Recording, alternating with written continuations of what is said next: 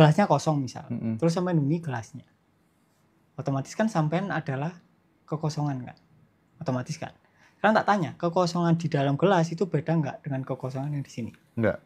Kekosongan di kamar ini beda nggak dengan kekosongan yang di sekitarnya? Enggak kan? Enggak. Makanya begitu kalian benar, tepat, artinya jadi ini soal ketangkasan. Jadi ketika kalian benar-benar tepat, kalian akan menyadari bahwa kalian bukan tubuh. Kalian adalah nomena yang melatar belakangi fenomena tubuh. Oke.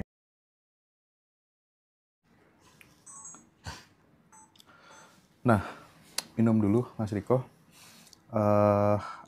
Tadi tuh ada yang tanya gini ya Mas Riko ya. Kalau Mas Riko tadi kan sempat memberikan sebuah contoh pengalamannya temannya Mas Riko untuk melakukan mirroring gitu. Tapi bagaimanapun juga pengalaman orang itu kan berbeda-beda gitu ya. Kadang yang bikin kita mumet itu karena kita tertrigger oleh pengalaman hidupnya orang lain gitu ya. Padahal setiap orang memiliki pengalaman sendiri-sendiri gitu. Bahkan ada yang hanya mendengar percakapan kita aja, dia terus kemudian tiba-tiba praktik mirroring sekali aja dan nggak merasakan apa-apa, itu juga banyak banget gitu. Gimana terkait dengan mirroring dan pengalaman sahabat-sahabat yang kemudian berbeda-beda ini, Mas Riko? Jadi gini, jadi latihan mirroring itu sebetulnya adalah latihan untuk kita terbuka total terhadap tayangan apapun yang muncul di area tubuh berupa sensasi, perasaan, atau pikiran. Jadi mirroring itu latihan. Kalau kalian bingung menyadari itu gimana, terus sensasi itu yang apa, ya kalian perlu mirroring. Dan kebanyakan orang, terutama pria, ketika mirroring itu pasti rasanya datar, enggak ada apa-apa. Kenapa? Karena pria didikannya adalah disuruh tegar. Akhirnya dia terbiasa untuk menutupi perasaannya sendiri. Makanya butuh waktu agak lama kalau pria. Biasanya 6 hari, baru hari ke-7 baru muncul Perempuan, sensasinya. wanita lebih kalau sensitif. Wanita lebih cepat. Karena dari kecil dia tidak dituntut untuk tegar kan. Wanita kan boleh cengeng, terus boleh emosi. Nah kalau cowok kan, kalau sampean tanya emosi itu apa ke pria, pasti cowok itu cuma bilang marah. Mereka hanya tahu satu jenis emosi, yaitu marah. Nah tipsnya ya ditelateni aja, dilakukan terus meskipun nggak ada sensasi, kalian lakukan terus. Nggak lama, mungkin sekitar 5 hari atau 6 hari pasti ada sensasi yang muncul. Ketika muncul ya dibiarkan apa adanya. Jadi itu latihan terbuka, membiarkan apa adanya. Jadi itu teman-teman tadi yang tanya, cowok emang normatif lebih lama gitu ya Mas Riko ya? Memang. Oke, baik. Nah ini ada, aku tuh kan suka ya baca-baca quote-quote-nya Mas Riko gitu kan. Bila pikiranmu mengidentikan bahwa hasil dari kesadaran adalah keberuntungan, kan banyak yang kayak gitu ya, rezeki gitu ya, terus kemudian kebahagiaan, kayak dikit-dikit dapat keajaiban, transferan mendadak gitu, ketiban durian runtuh ya, quote and quote ya. Maka kepahitan hidup akan menghancurkan dogmamu itu gitu. Nah itu gimana Mas Riko? Ini kan banyak ya orang ikut kelasnya Mas Riko, belajar letting in dan lain sebagainya kan, ya supaya untuk kemudian mendapatkan itu tuh gimana menurut Mas Riko? Jadi gini, jadi dualitas di alam semesta kan itu pasti kan, ada positif, ada negatif, ada bahagia, ada sedih. Jadi itu pasti naik turun, tayangannya pasti naik turun. Oke. Kalau kita fair-fairan, jujur-jujuran, kalian hidup selama 70 tahun, kalian mungkin nggak pernah sedih. Mau kalian setercerah apapun. Oke. Contoh lah, Yesus kan tercerahkan. Dia bahkan bisa marah ketika tempat ibadahnya dipakai untuk jualan kalau nggak salah ya. Atau apa gitulah. Intinya dia marah, tapi marahnya dengan sadar. Artinya tayangannya dia sadari. Marah dengan sadar itu gimana Mas Riko? Tayangan perasaan yang marah itu dia sadari gitu. Jadi ini, kebanyakan dari kita kan menganggap kalau kemarahan itu buruk kan. kesedihan itu buruk, artinya dipendam. Nggih. Tapi ketika kita tidak ada dogma baik dan buruk tentang emosi kita, ketika marahnya muncul, itu tiba-tiba mungkin akan hilang. Atau tiba-tiba mungkin juga kita ikuti. Dan itu di luar pilihan kita. Oke, itu ngeflow saja. Kalaupun marah, itu kayak marahnya itu kita seger, kayak marahnya anak kecil. Kan beda kan? Kalau anak kecil marah sama orang gede marah kan nuansanya beda kan? Kayak ada sandiwaranya gitu loh. Nah itu. Jadi ya perlunya disadari itu. Jadi dualitas positif negatif itu memang akan terjadi. Karena kalau kalian hanya mengharapkan yang positif, kalian akan menderita. Karena yang negatif pasti akan menimpa kehidupan kalian. Makanya solusi paling gampang adalah memasrahkan atau melepaskan diri yang mengalami positif dan negatif. Makanya Gautama pun bilang proses berjalan itu ada tapi nggak ada yang berjalan. Sama, artinya pikiran itu ada tapi tidak ada yang berpikir. Sama juga kesedihan itu ada tapi tidak ada yang bersedih. Kebahagiaan ada tapi tidak ada yang berbahagia. Sesuatu menimpa, misal sesuatu yang membahagiakan atau peristiwa baik itu menimpa sesuatu, peristiwa baiknya itu ada tapi nggak ada yang ditimpai. Artinya tidak ada yang mengalami baik dan buruk. Itu semua cuma tayangan di ruang kekosongan. Tayangan di jagat kekosongan, di ruang kekosongan. Pelan-pelan ya teman-teman ya. Ini kalau teman-teman lihat dialognya Mas Riko, Mas Joko, dan Mas Hari di grup Ngaji Roso dan Tanpa Pintu, itu keren deh, sumpah. Jadi enaknya kalau aku tuh ya, bikin kelas itu yang bener-bener sepenuh hati itu salah satunya dengan Mas Riko sih. Dengan Badan Revolution juga sama konsepnya, karena bener-bener temen-temen itu ditemani terus. Bahkan kayak di grupnya Mas Riko tuh selalu mau tanya apa aja dijawab gitu kan. Bahkan mungkin banyak yang japri juga ya Mas Riko ya. Hanya yang japri. Dan semua dibales ya. Dibales. Tapi ada beberapa orang yang pertanyaannya sama itu kadang ngeflow-nya nggak bales. Oh iya sih. Tapi tahu-tahu sebulan setelahnya sadar. Sama kayak ceritanya Pak Ho. Pak Ho itu member kita awal-awal. Sebelum ada di Ngaji Roso ya. Jadi Pak Ho itu tanya apapun gak tak jawab. Bo aku nggak tahu tapi ngeflow-nya aku nggak jawab. Wis. Misal dia tanya ya. Iya. Mas Riko aku pingin mobil gitu. Tiba-tiba aku tak baca, tiba-tiba ngeflow-ku itu nggak mungkin punya mobil gitu. Terus dia besoknya lagi tanya, Mas sadar itu gimana? Wis gak usah sadar-sadaran, wis turu ae. Terus tanya lagi, Mas ini aku masalah sama istriku, wis sampean bakalan cerai tak gitu kan. Akhirnya karena tak balas gitu terus, entah gimana dia ngeflow-nya praktek sendiri. Praktek sendiri sadar, jadi bukan sebatas teori dengerin dari kita, tapi dia praktek. Nggak lama dia kan pingin mobil kan, tiba-tiba dikasih temennya. Aku jadi kayak gitu-gitulah. Ketawa sendiri ya. Ngeflow kayak gitu ya Mas Riko ya. Balas-balas kayak gitu ngeflow ya. Gak tahu ya kapan hari itu aku sempat WA Mas Riko deh kalau nggak salah. Adalah uang sekitar 200 berapa juta gitu ya. Aku WA dirimu kan waktu itu. Mas, ya apa Mas? Ini pengenku kan yo cepet balik lah duitku gitu kan, ya kan. Terus mari ngono nek gak salah dijawab kan. Aku lupa jawabannya, tapi yang jelas salah satunya itu, nggak tahu Mas Riko masih ingat apa enggak jawabannya, tapi salah satunya itu nanti kalau enggak gitu nanti akan diganti dalam jumlah yang lebih besar gitu kan. Jangkrik, aku pengenin ndang balik kok ngono kan. Tapi sekitar ya 6 hari yang lalu mungkin ya. Oh iya bener Mas Riko ya. Kok iso yo dibalekno berlipat-lipat koyo ngene yo. Meskipun duitnya durung balik lho maksudnya ya. Iya, kan. Padahal nggak harus balik. Nggak harus balik juga ya. Kan bisa lewat utara uangnya. Nggak harus lewat dia. Iya. Jadi ibaratnya itu kayak gini, Mas Hendra itu naik kereta, keretanya privat. Yang menghindari itu adalah... Lu ini nonton malah ora disaur kok Mas. Nonton gak dibayar ya mesti nonton ada iki. Kamu sahur tak lapor polisi kan. Siapa tahu dia nonton atau bayar. Iya, siapa tahu kan.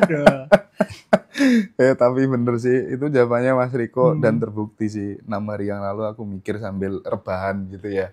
Iya, ya bener Mas Riko kayak jawabannya ya. Seru teman-teman ya. Coba teman-teman kalau udah ikut kelas, ikut grupnya Mas Riko, seru deh. Aku rekomen banget. Jadi teman-teman nanti akan seneng gitu baca tulisan-tulisannya Mas Riko gitu. Orang akan lebih banyak aware sih ke depan. Aku termasuk orang yang memprediksi dan meyakini ke depan apa yang disampaikan Mas Riko itu akan jadi trending di mana-mana dan akan menjadi basic need-nya banyak manusia sih. Aku yakin banget.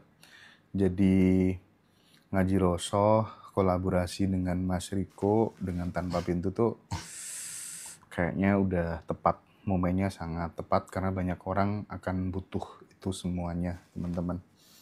Oke, aku lanjutkan lagi beberapa tulisan.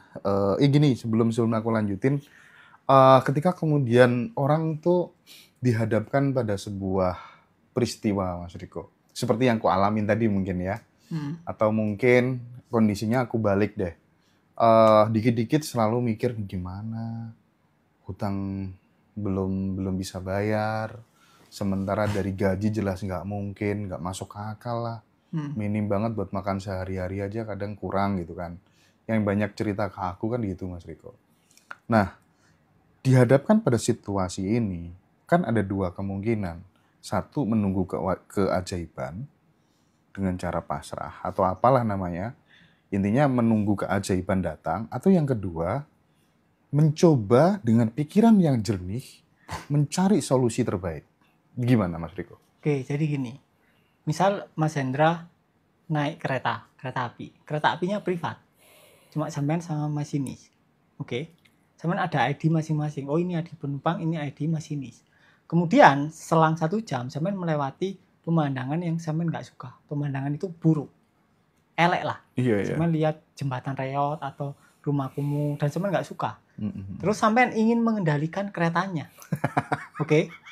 Terus sampean lempar masinisnya ke kursi penumpang. Sampean ganti mengendalikan kereta. Poin pertama, sampean nggak tahu caranya mengendalikan kereta. Oke. Itu poin pertama. Poin kedua, ID card-nya Tutorial Mas nggak kalau cocok. nggak tahu. Iya kan? ID card-nya kan nggak cocok. ID card-nya nggak Nggak cocok. cocok kan? Iya. Disable kan? Akhirnya keretanya mandek. Heeh. Itu yang dinamakan looping. Karena sampean berusaha mengendalikan situasi yang Oke. asalnya bukan dari sampean. Dapat.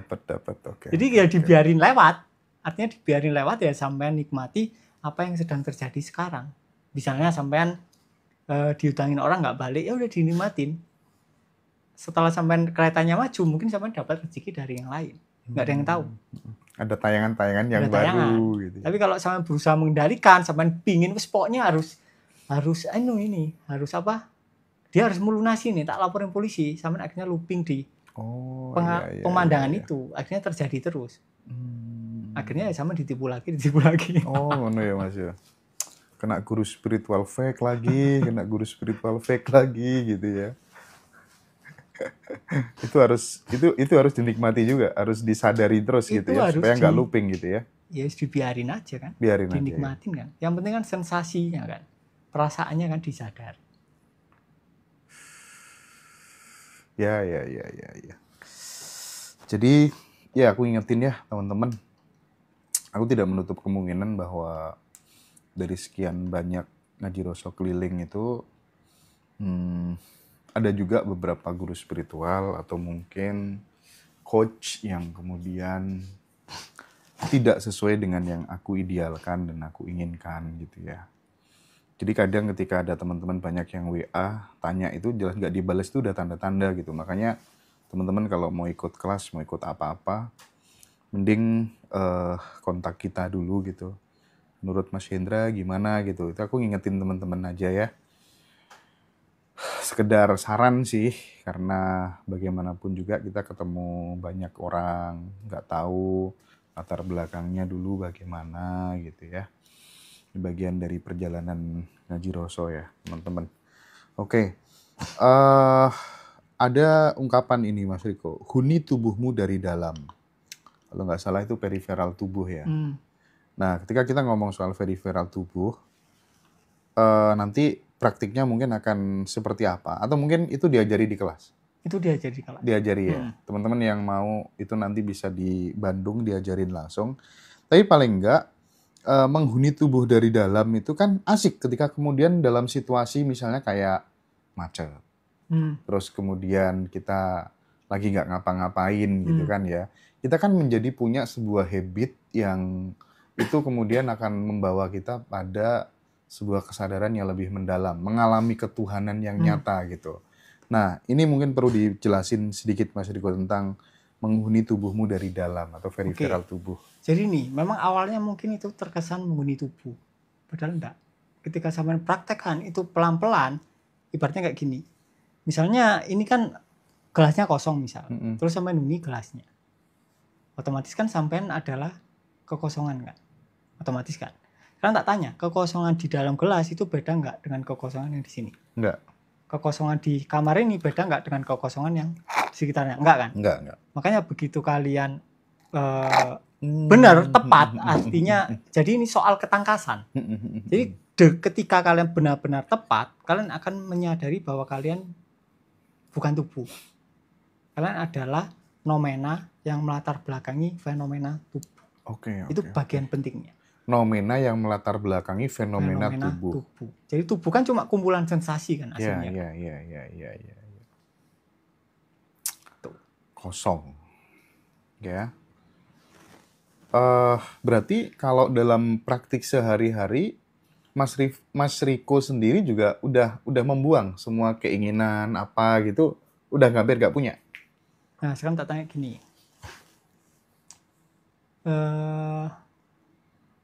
Mas Hendra lagi mikirin apa? Mikirin ini habis ini tanya apa ke Mas Riko gitu. Pikiran itu sampai niatkan muncul atau muncul sendiri? Muncul sendiri. Berarti sampai ada kendali nggak di situ? Enggak. Sampai lagi pingin apa wis? Dalam 1 tahun ini. Dalam 1 tahun ini. Pengen apa ya Mas aku ya? Bingung, pengen apa ya? Pengen rumah. Pengen apa ya? Bitcoin. Enggak apa ya. Pokoknya pengen beli sesuatu gitu misalnya sesuatu ya. Nah, apakah sampean meniatkan keinginan itu muncul? Iya tak niatkan lah. Yang sampean yang meniatkan keinginan itu muncul. Iya, wong tadi mikir kok pengen apa gitu kan. Iya kan, misal sampean pingin mobil. Apakah sampean yang meniatkan keinginan pingin mobil itu muncul? Iya. Kita ke belakang lagi. Oke. Apakah sampean yang berniat memunculkan niat untuk memunculkan keinginan punya mobil? Enggak. Enggak kan? Enggak. Artinya keinginan itu dari mana? Free will nggak ada dong berarti ya? Ya aslinya nggak ada. Nggak ada free will ya? Kalau kita benar-benar sudah mengalami kesadaran aslinya nggak ada. Free will nggak ada ya? Nggak ada. Karena dirinya nggak ada. Terus yang punya free will siapa? Bener juga ya. Iya yo Mas yo. Free will kau no aslinya yo. Diri aja nggak ada gitu ya. Karena apapun yang sampai lakukan dari sampai kecil sampai dewasa itu kayak udah arahan. Termasuk reaksi kita. Kayak itu kan otomatis kan aslinya kan. Iya. Nah itu. Jadi semuanya ya memang adalah gerakan dari ketuhanan. Sampean nggak bisa ngeklaim apapun. Contoh lah. Sampean ada ide buat ngaji rasa. Itu munculnya sampai niatkan nggak? Enggak kan? Enggak. Munculnya nggak niatkan, terus sampai ngikutin ide itu juga nggak sampai niatkan, tiba-tiba sampai ngikutin kan, dan meledak. Tak tanya jujur, sampai bisa ngeklaim nggak itu gara-gara Hendra? Enggak kan? Ya memang terjadi.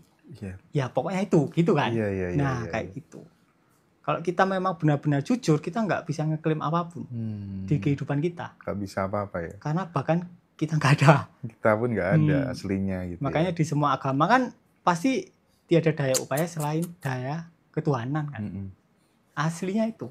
Nah tapi kalau misalnya kesadaran ini atau pemahaman ini, terus kemudian kita edukasikan misalnya kepada orang yang hidupnya dia males-malesan, sementara dia berada pada kondisi yang serba kekurangan.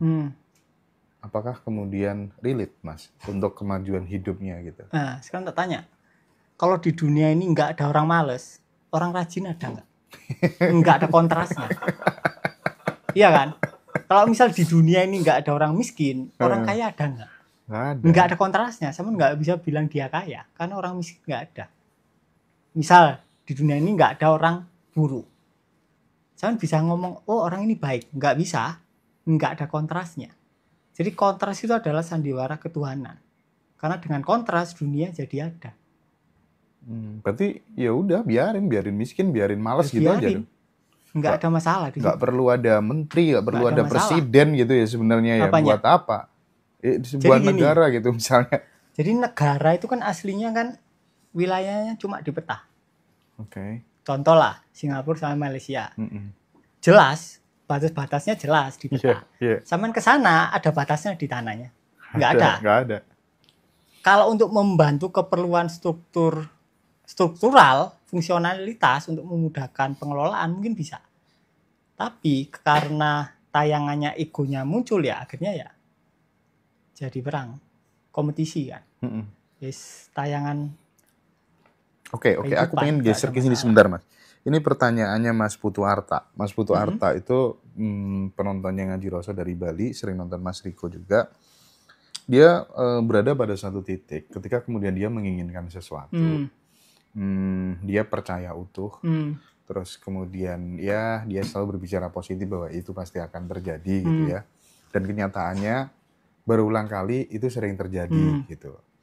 Nah, terus dia mau nyoba nerapin yang dengan tekniknya Mas Riko, yang flowing, yang kemudian melepas semuanya, percaya penuh kepada semesta dan seterusnya. Dia itu belum berani, nanti jangan-jangan malah nggak terjadi. Nah, kalau case-nya seperti itu, dengan dia membuat set goal gitu ya, membuat impian, itu terjadi. Tapi dengan nanti ketika kemudian dia justru melepas semua keinginan, malah sebaliknya. Nah, kalau kondisinya teman-teman sedang di fase itu, menurut Mas Riko apa yang dilakukan? Ini terkait dengan manifestasi. Oke, jadi gini. Jadi bedakan antara keinginan dengan kehendak.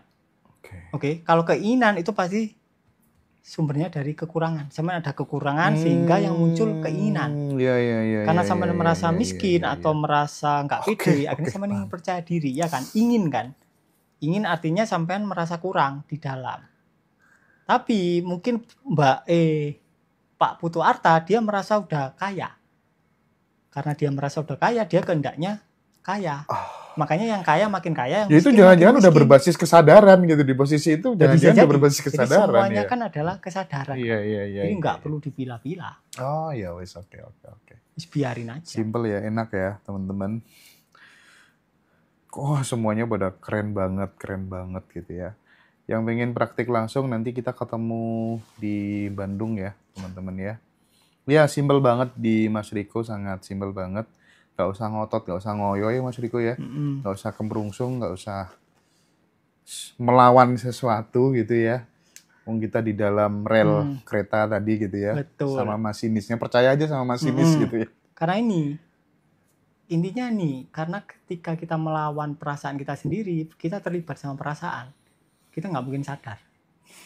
Jadi kesadaran itu sebetulnya adalah efek pintu belakang dari kalian nggak terlibat dengan perasaan kalian atau kalian menerima. Ketika kalian menerima, kalian nggak terlibat kan, kalian biarin kan, akhirnya kalian mundur secara otomatis. Itu cara halusnya. Makanya di tahap pertama letting in, tahap kedua berviral. Tahap pertama kalian secara halus, tahap kedua kalian dicemplungin. Itu. Jadi pelan-pelan aja, nggak apa-apa.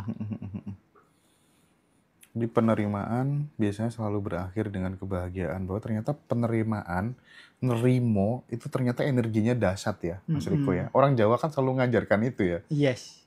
Kelihatannya sih kayak apa sih gitu ya. Tapi ternyata itu justru menjadi intisari gitu ya Mas Riko ya. Sama kayak orang ini, misal dia udah mentok nih, ada masalah, terus dia ya udahlah. Tapi ya udahnya itu dia nggak manipulasi. Kayak ya udahlah. Bener-bener ya udah gitu ya. Nggak ingin mengendalikan, dia selesai sendiri, nggak lama. Oke, ya udah. Tapi ketika dia berusaha ya udahlah, bertahan malah. Kan ada usaha, ya udahlah. Jangan berusaha, tapi ya bener-bener ya udahlah gitu ya Mas ya. Makanya perlu disadari sensasinya kan, perasaannya kan. Heeh, heeh, heeh. Apa aja Mas nanti untuk kemudian supaya teman-teman benar-benar bisa mengalami ya udahlah itu tadi gitu Hmm. dan sejenisnya yang kemudian terkadang susah dipraktekkan sendiri, butuh kemudian untuk ada yang mentorin gitu ya. Di Bandung itu nanti tahapan-tahapan yang akan diajarkan teman-teman tanpa pintu mulai jam 8 pagi sampai jam 5 sore itu apa saja? Kan sebelumnya kan udah disuruh mirroring di rumahnya masing-masing gitu kan. Teman-teman yang mau ikut disarankan untuk mirroring terlebih dahulu. Nah, itu tahapan-tahapan di kelasnya itu nanti apa aja Mas yang mau diajarkan ke teman-teman? Oke. Jadi pertama ya kita akan menyamakan definisi pikiran dan perasaan. Pikiran itu apa, perasaan itu apa. Karena biasanya definisi yang asli itu melenceng dari pemahaman masyarakat, dari pemahaman orang pada umumnya lah. Jadi kan kita perlu definisi real dari perasaan itu apa, terus pikiran itu apa. Kalau kita nggak tahu definisinya, perasaan itu yang mana, akhirnya ketika aku bilang sadari perasaannya, kalian bingung. Oh, Sadari pikirannya, ya kalian bingung juga. Nah, jadi di sesi pertama kita belajar tentang apa itu perasaan, apa itu pikiran. Ketika udah tahu, akhirnya kita belajar untuk menyadari pikiran. Ketika udah sadar, kalian akan dibantu untuk menyadari keterpisahan kalian masing-masing yang menimbulkan rasa tidak aman dan perlindungan diri. Setelah itu, belajar untuk menolak secara sengaja.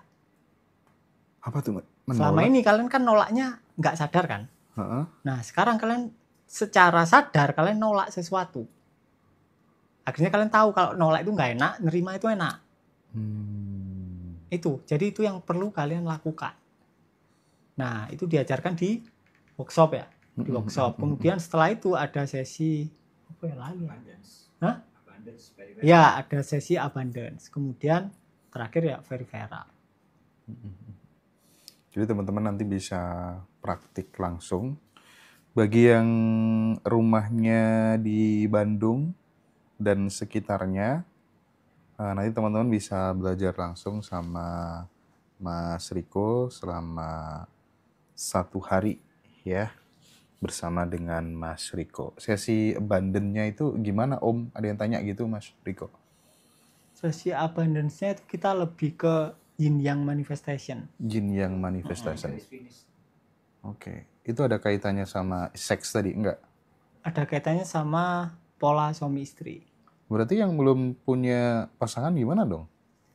Kalau yang belum punya pasangan itu kayak Siwa Sakti. Siwanya kan feminin, Saktinya kan yang. Iya kan? Jadi kesadaran itu ruangnya, dunia itu adalah tariannya.